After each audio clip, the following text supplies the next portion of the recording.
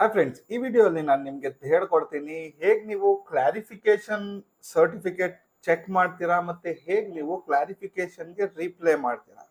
Okay, so ವಿಡಿಯೋಗೆಲ್ಲೂ skip ಮಾಡಿಬಿಡಿ, end ವರ್ಗು ನೋಡಿ. ಸೊ ಇಲ್ಲಿ ನೀವು GST ಪೋರ್ಟಲ್ಗೆ ಕ್ಲಿಕ್ ಮಾಡ್ತೀರಾ. ಇಲ್ಲಿ ನೋಡಿ ಸರ್ವಿಸಸ್ ಅಲ್ಲಿ ನೀವು ರಿಜಿಸ್ಟ್ರೇಷನ್ ಒಳಗಡೆ application for filing clarification. So ಇಲ್ಲಿ ನೀವು ಟೆಂಪರರಿ ರೆಫರೆನ್ಸ್ ನಂಬರ್ ಇದೆ ನೋಡಿ, ಇಲ್ಲಿ ಕ್ಲಿಕ್ ಮಾಡ್ತೀರಾ. ಇಲ್ಲಿ ನಿಮ್ದು TRN ನಂಬರ್ ಹಾಕಿ ಇಲ್ಲಿ ಕ್ಯಾಪ್ಚಾ ಹಾಕಿ ಇಲ್ಲಿ ಪ್ರೊಸೀಡ್ ಮೇಲೆ ಕ್ಲಿಕ್ ಮಾಡ್ತೀರಾ. ಸೊ ಇಲ್ಲಿ ನಿಮ್ದು ಮೊಬೈಲ್ ನಂಬರ್, ಇಮೇಲ್ ಐಡಿಗೆ ಒಂದು OTP ಹೋಗಿರುತ್ತೆ. ಯಾವ್ದಾದ್ರು ಒಂದು OTP ಇಲ್ಲಿ ನೀವು ಟೈಪ್ ಮಾಡಬೇಕು. ಸೊ ಇಲ್ಲಿ OTP ಹಾಕಿದ್ಮೇಲೆ ಪ್ರೊಸೀಡ್. ಸೊ ಇಲ್ಲಿ ಪೆಂಡಿಂಗ್ ಫಾರ್ ಕ್ಲಾರಿಫಿಕೇಶನ್ ಮೇಲೆ ಕ್ಲಿಕ್ ಮಾಡಿದ್ಮೇಲೆ ಒಂದು ಲೆಟರ್ ಇಲ್ಲಿ ಡೌನ್ಲೋಡ್ ಆಗುತ್ತೆ. ಅದು ಡೌನ್ಲೋಡ್ ಆದ್ಮೇಲೆ ಇಲ್ಲಿ ಓಪನ್ ಮಾಡ್ಕೊಳ್ಳಿ. ಸೊ ನೋಡಿ, ಇದು ಕ್ಲಾರಿಫಿಕೇಶನ್ ಫಾರ್ಮ್. ಇದರಲ್ಲಿ ಏನ್ ಕೇಳ್ತಾ ಇದ್ದಾರೆ ಇವರು, promoter partner residential address other please specify, please provide complete residential address with land marks and address proofs like Aadhaar card, PAN card or any other document of residential address. ಇಲ್ಲಿ ಕೇಳ್ತಾ ಇರೋದು residential address proofs ಕೊಡಿ, like Aadhaar card, PAN card. Okay, ಇಲ್ಲ ಅಂದ್ರೆ ಬೇರೆ any other document, government related document ಕೊಡಿ. So ನಿಮ್ದು residential address verify ಮಾಡಕ್ಕೆ ಅಂತ ಕೇಳ್ತಾ ಇದ್ದಾರೆ. ಇದು ಒಂದು ಫಸ್ಟ್ ಪಾಯಿಂಟ್ ಇದು.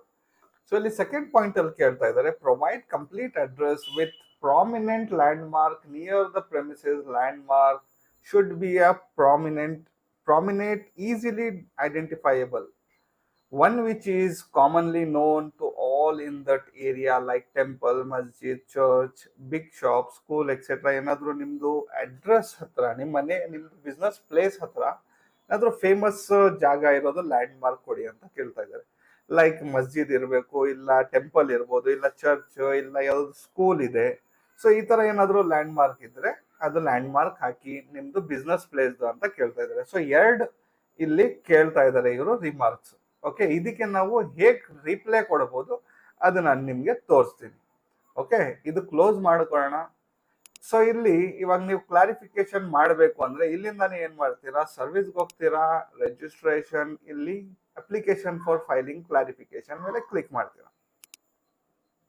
ಸೊ ಇಲ್ಲಿ ಬಂದ್ಮೇಲೆ ಇಲ್ಲಿ ನೋಡಿ, ನೀವು reference number of notice, reference number ಕೊಟ್ಟಿರ್ತಾರೆ, ನಿಮ್ ಮೇಲ್ ಐಡಿಗೆ ರೆಫರೆನ್ಸ್ ನಂಬರ್ ಕಳ್ಸಿರ್ತಾರೆ, ಇದು ಕ್ಲಾರಿಫಿಕೇಶನ್. ಇಲ್ಲ ಅಂದ್ರೆ ನೀವು ಇಲ್ಲಿ ARN ನಂಬರ್ ಹಾಕ್ಬಿಟ್ಟು ನೀವು ಇಲ್ಲಿ ಲಾಗಿನ್ ಮಾಡಬಹುದು. ಓಕೆ, ಸೊ ಇಲ್ಲಿ ನಾವು ARN ನಂಬರ್ ಹಾಕೊಂತೀವಿ. ಸೊ ಇಲ್ಲಿ ARN ನಂಬರ್ ಹಾಕೊಂಡು ಸರ್ಚ್.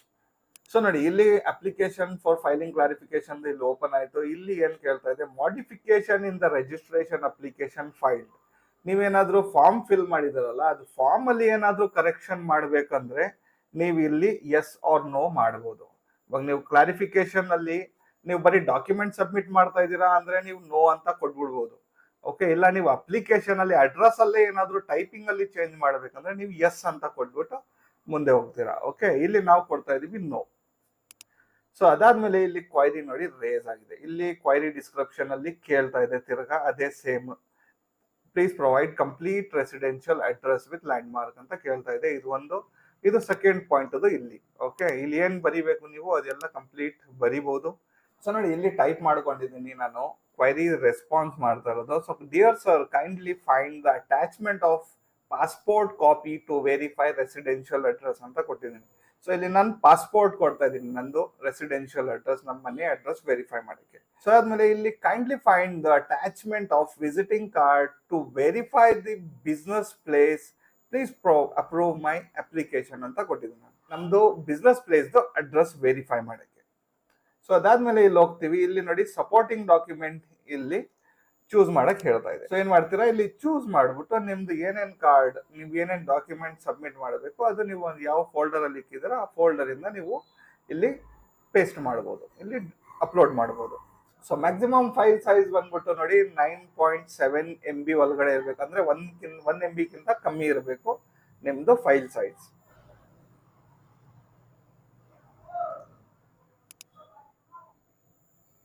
ಸೊ ಫ್ರೆಂಡ್ಸ್, ಇಲ್ಲಿ ನಾನು ನಂದು ಪಾಸ್ಪೋರ್ಟ್ ಮತ್ತೆ ವಿಸಿಟಿಂಗ್ ಕಾರ್ಡ್ ಎರಡು ಇಲ್ಲಿ ಅಪ್ಲೋಡ್ ಮಾಡಿದ್ದೀನಿ.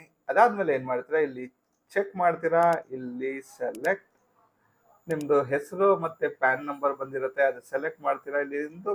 ಸೊ ಇಲ್ಲಿ ಸಿಟಿ ಯಾವ್ದಿದೆ ನಿಮ್ದು ಅದು ಪ್ಲೇಸ್ ಅಲ್ಲಿ ಟೈಪ್ ಮಾಡ್ತೀರಾ, ಮಾಡ್ಬಿಟ್ಟು submit with EVC.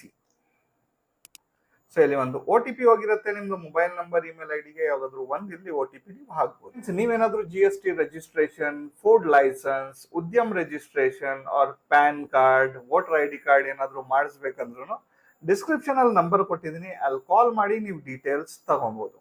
So friends ಇಲ್ಲಿ ಒ ಟಿ ಪಿ ಹಾಕಿದ್ದೀನಿ. So validate O T P ಮೇಲೆ ಕ್ಲಿಕ್ ಮಾಡೋಣ.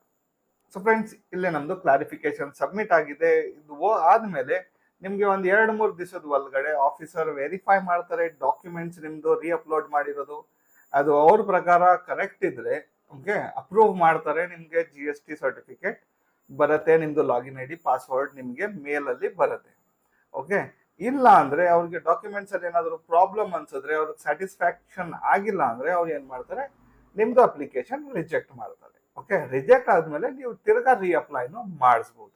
ಸೊ ಫ್ರೆಂಡ್ಸ್ ಈ ವಿಡಿಯೋ ಅಲ್ಲಿ ಇಷ್ಟೇ. ನೀವೇನಾದ್ರೂ ಜಿ ಎಸ್ ಟಿ ರಿಜಿಸ್ಟ್ರೇಷನ್ ಮಾಡ್ಬೇಕಾ, ಡಿಸ್ಕ್ರಿಪ್ಷನ್ ಅಲ್ಲಿ ನಾನು ಒಂದು ಲಿಂಕ್ ಕೊಟ್ಟಿದ್ದೀನಿ. ಆ ವಿಡಿಯೋ ನೋಡ್ಬಿಟ್ಟು ನಿಮ್ದು ಜಿ ಎಸ್ ಟಿ ರಿಜಿಸ್ಟ್ರೇಷನ್ ಹೇಗೆ ಅಪ್ಲೈ ಮಾಡ್ತೀರಾ ಅದು complete step by step process ನೋಡಿ ನಿಮ್ದು ಜಿ ಎಸ್ ಟಿ ರಿಜಿಸ್ಟ್ರೇಷನ್ಗೆ ಅಪ್ಲೈ ಮಾಡ್ಬೋದು ನೀವು. ಓಕೆ ಫ್ರೆಂಡ್ಸ್ ಈ ವಿಡಿಯೋ ಅಲ್ಲಿ ಇಷ್ಟೇ. ನಡೀಲಿ ಸಿಗೋಣ ಫ್ರೆಶ್ ಟಾಪಿಕ್ ಜೊತೆ ನೆಕ್ಸ್ಟ್ ವಿಡಿಯೋ ಅಲ್ಲಿ.